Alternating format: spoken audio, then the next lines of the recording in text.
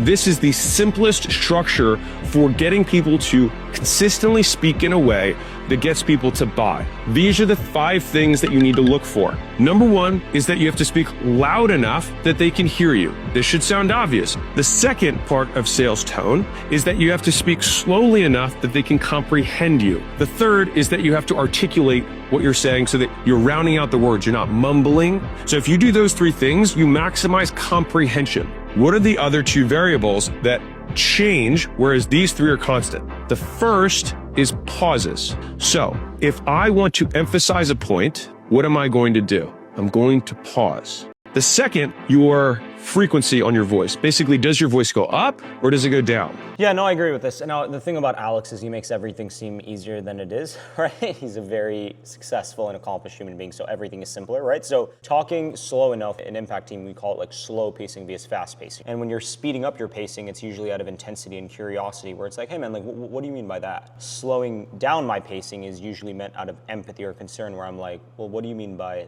that? Verbal pausing, which is what we talked about in pausing, emphasizes specific points. So I think what he said was 100% right in terms of pacing quicker and slower. You know, when he talks about frequency, I call it an inflection, so having like an upward inflection or a downward inflection. So a lot of what he said is right, but what I think, you know, don't underestimate like the amount of work, you know, somebody like Hormozi has had to spend, you know, years and years and years in gym sales of working on the frequency, talking slower. A lot of these simple things are easier said than done, and what you realize is with fundamentals, the better you get at fundamentals, the better you get at sales. So the key is not the new tactic or the shiny object. It's taking everything he's given there, and it's like you can get better at your inflections. You can get better at the verbal pausing. You can get better at the pacing. And it's your ability to keep working on these things that eventually makes it really good to where, you know, somebody like Hormozi records a video of this after 10 years of doing this and makes it sound as simple as it is.